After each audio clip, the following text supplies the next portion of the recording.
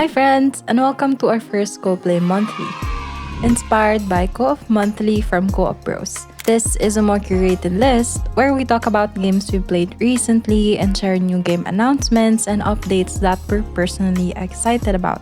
This isn't the one-stop shop for everything co-op, we have the Co-op Bros for that. This is more of a quick peek for what me and my boyfriend are enjoying and hyped about. Let's start with what we've been playing. Pebble Knights just released in early access this April and the devs were kind enough to give us keys. This game actually came off as a bit of a surprise to us. We don't really enjoy horde games, but this one actually has engaging mechanics. You can pick up and use anything you can see, even your teammates. You can throw, swing, or eat anything you're holding. And when you eat weapons, you gain special traits like massive attack speed boosts or breathing fire when you eat. The game is just fun. You're constantly picking stuff up and making do with what you've got, rolling and moving away from the massive horde behind you. We like how impactful the traits are and how you can evolve them by eating the same ones. Don't be fooled by how it looks though. This game is not easy. The bosses actually have mechanics too, and we couldn't get very far. We're excited to see what more it has to offer. Duo Quest is an upcoming co-op deck builder that's perfect for a fun date night. We played the playtest back in February and had a lot of fun. It has a relationship building twist where you combo your cards by correctly answering questions about each other. We went into this pretty confident about our relationship. By the end of the session though, I was absolutely bewildered that the man I live with and have been with for more than 5 years doesn't even know what my favorite meal of the day is. To be fair, I guess incorrectly on his go-to outfits as well, so clearly he and I have a lot we need to talk about. Well, that's what we do. We fight. You tell me when I'm being an arrogant son of a bitch, and I tell you when you're being a pain in the ass. Which you are, 99% of the time. If you're looking for a chill game that will get you talking with your partner, Duo Quest should be on your shortlist. A demo is available right now, so try it out. Marathon is all we could think about and play for the last few weeks. It's a new PvEVP extraction shooter from Bungie, the developers behind Halo and Destiny. I never thought I'd love extraction games, but it has such a satisfying loop of load in, loot, maybe do your quests, or even kill other players, then extract. It's a game made for loot goblins like me and competitive murderers like my boyfriend. The progression feels good, the maps are intricate, the shooting feels great, and the loot feels impactful. What's not to love about it? Well, as with any PvP games, other players. In a game where you lose your loot when you die, coming across a roving band of basement demons who want nothing more than to inflict utmost pain and torment upon you can really ruin your day. Oh, you think darkness is your ally? You merely adopted the dark. I was born in it, molded by it. I didn't see the light until I was already a man. By then it was nothing to me but blind.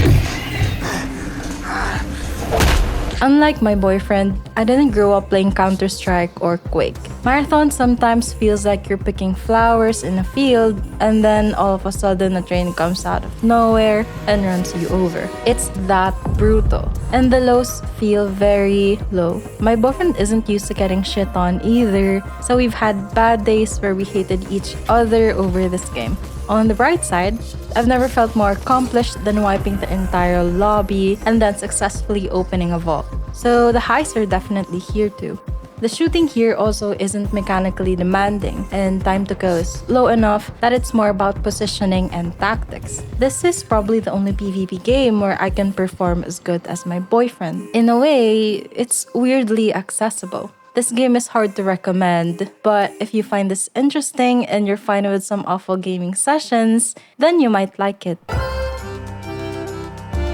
Palia is a free-to-play life sim where you can do all the cozy stuff. Farming, decorating, hunting, and all that. If you're a fan of Stardew Valley, you would love this. Did we finally find the cozy game my boyfriend wouldn't get bored of? Unfortunately not. Palia is great for what it is, especially given that it's free, but we just found it not too co-op-y. We mostly minded our own business, tended to our individual plot of land. Sometimes we'd help each other mine or fell trees, but overall the experience felt like we were playing side by side but not really together, if that makes sense. If you want a relaxing game that you can both play at your own pace, Palia is worth trying out. But if you want a game where you're more involved with each other and actively communicating, then another game would be a better fit. BunnyBakery is an upcoming cooking game for 1 to 2 players. We played the demo during Steam Next Fest and it feels like a less frantic version of Overcooked. The unique thing here is that you can change and decorate your shop, which adds a strategic component to fulfilling customer orders. You can change the layout to better fit the job you assign your partner. Like my boyfriend tried several different layouts because we were struggling to finish a single level. First, we tried making stuff as they were ordered. When that didn't work, we tried putting the machines closer to the serving table. When that didn't work, we split the work where one serves the desserts while the other refills the ice cream already made. When that still didn't work, we tried optimizing the layout more so we could serve orders faster. We felt like we did a pretty good job at the last attempt, but we still didn't make it anywhere close to beating the level, so we just gave up. Still, we enjoyed the demo experience. It's cute, it's challenging, and it's worth keeping an eye on. Nether Spirits is an upcoming roguelike deck builder with both co-op and PvP. What's really interesting about this one is the combat. It functions on a timeline system where you can add cards in the queue. You can play cards fast to immediately use them, or you can play them slow to delay their usage to next turn instead. You can also manipulate the queue with instant spells. For example, you can delay enemy attacks so you can attack this turn and block their attack on the next. The end result is a more strategic and nuanced game that feels like a mix between standard deck builders like Slay the Spire and traditional TCGs like Magic the Gathering or even Yu-Gi-Oh! Where there's more of a back and forth because of card timings and chains. We also really like the soul shards in this game. They're like relics from STS, but they more directly push your deck into a particular playstyle or combo. Overall, we enjoyed the demo even though it's pretty hard. We couldn't even beat the first boss after multiple attempts. The co-op plays well, but we haven't tried PvP mode yet. From what I understand, after a PvE run, you get the option to take your deck into real-time PvP where you can climb the ranks. A demo is available right now, so check it out. Mewgenics is a single-player roguelike that has you breeding cats, hoarding furniture, and fighting weird enemies in surprisingly deep turn-based tactics combat. Before this came out, Mewgenics was all my boyfriend could talk about. I saw this bald man everywhere. His PC, the TV by the couch, on his phone as he washed the dishes. I would sleep to the sound of Edward McMillan's voice and wake up to his interviews. The obsession didn't stop when the game came out, it only got stronger. Only this time, we were both obsessed. We would find ourselves playing side by side, occasionally glancing at each other's monitors. Him assessing my deck building abilities, and me constantly comparing our progression and side-eyeing whenever I hear him get another achievement. Bombastic side eye. I wasn't able to 100% and neither did he because this game just offers so much and a lot to see, but he was able to get pretty close. The music is also a big highlight for us. We were literally singing the lyrics of All of My Nights at 2 a.m. while walking our dogs. All of my nights, I'm chasing rats. Chasing the rats. All of my days, I'm taking naps. That's where it's at.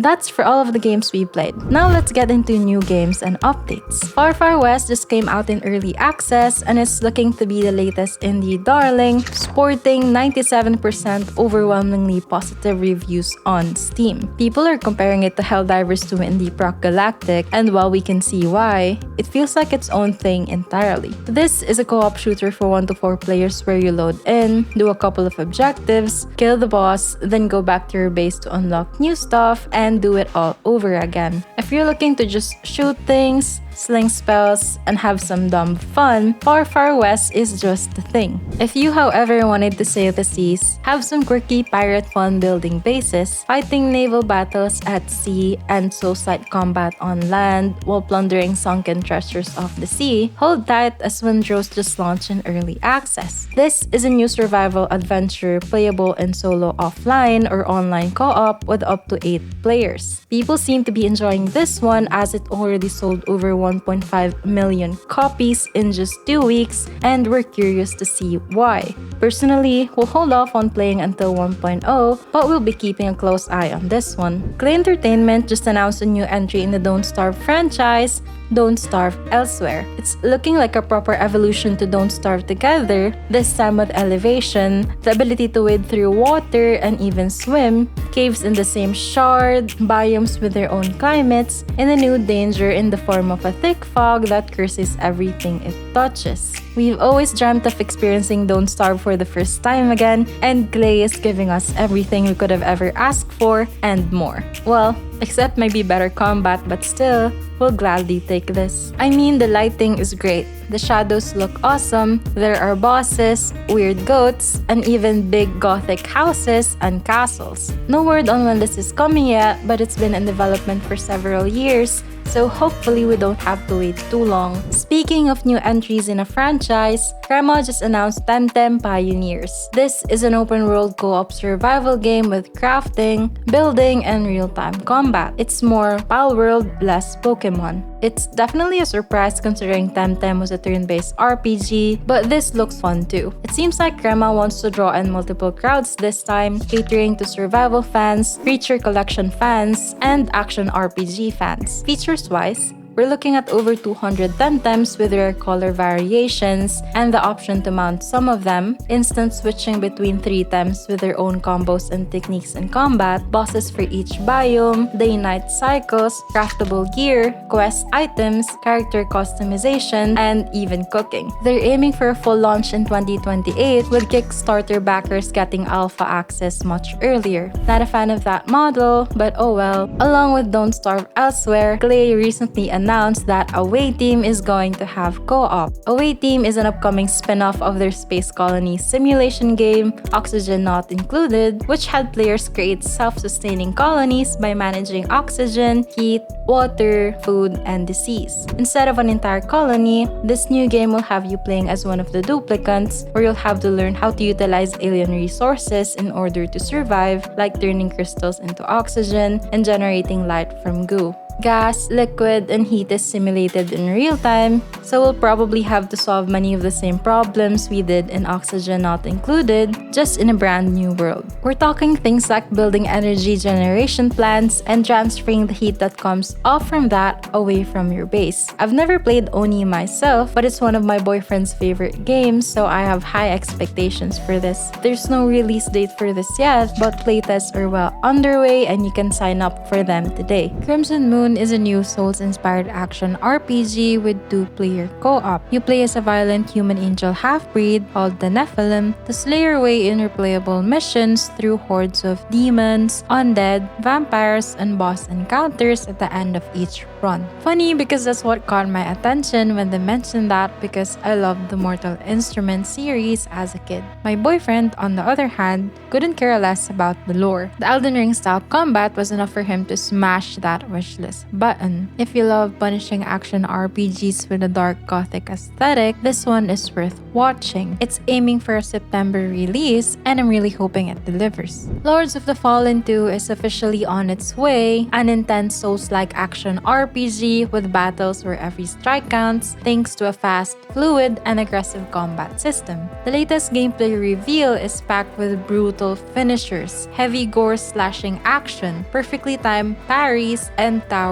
monsters. My boyfriend is absolutely salivating over this one. We've been so hungry to get into a good action game. Sometimes you just want to pick up a sword, panic roll through every attack, and bonk giant monsters in the face. Also, fun fact, this is technically Lords of of the Fallen 2 the sequel, but it's actually the third game in the series. So yes, it's basically Lords of the Fallen 2, the third game. Meadgard is a chaotic 1 to 4 player co-op adventure where you and your friends build and run a Viking tavern. What makes it stand out is its blend of exploration, combat, and frantic tavern management, all wrapped in a Norse mythology setting. The first time we saw it, it looked like a tavern management game similar to Overcooked 2, but the latest trailer revealed there's a lot more going on than what was shown in the original demo. We've now seen farming, exploration, weapon crafting, and combat, and I'm personally looking forward to the August demo. There's a weird mix of genres here, so I'm really excited to see if they can pull it off. Blind Descent is an upcoming open-world survival game for up to 4 players, but instead of exploring and surviving on this planet, we're headed off to the surface of Mars, all the way deep beneath to brave the unknown. After a routine mission goes horribly wrong, you and your teammates have to survive in a living alien ecosystem that's constantly reacting to your presence. At first glance, I wasn't all that interested. It looked like another survival game just set on Mars. But the moment they revealed what lies beneath the surface, they completely had my attention. We absolutely love survival games like Don't Starve, so the idea of exploring these strange Martian depths and slowly unraveling what's really down there sounds right up our alley. If you're into games like Subnautica with co-op survival and a touch of sci-fi horror, this is definitely one to keep an eye on. Rotwood's 1.0 release was shadow dropped last March, and while we haven't had the chance to fully go through it yet, it's looking like a meaty update that ties everything neatly together. Additions include cinematics and a narrative conclusion, a new location and corresponding final boss, all the missing super frenzy locations, weapons and bosses, and the theft from Mirage Station, which lets you swap the look of your armor and weapon. On top of everything new, they rebalance just about everything: weapons, powers, armors, farming, cooking, relationships, progression, even enemies.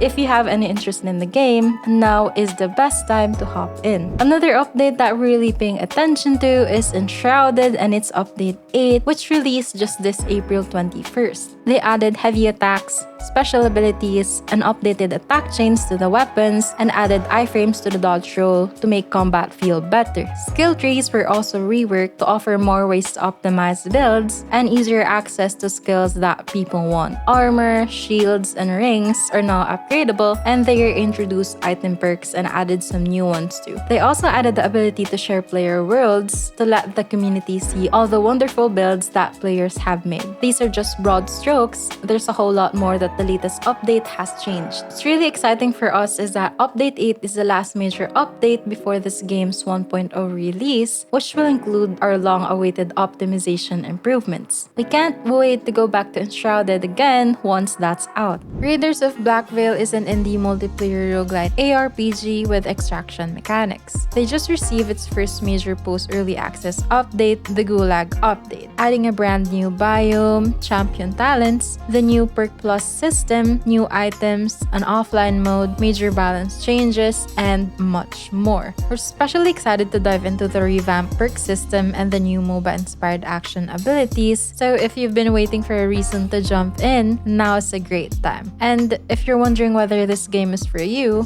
be sure to check out our previous videos covering it. So that's it for this month's Go Play Monthly. We're currently at our experimental phase after being on a hiatus for a few months. Please let us know if you think this works or what else would you like to see here. We also have a Discord, so join us when you can. Drop a comment because we read every single one of them. Until next time, ciao!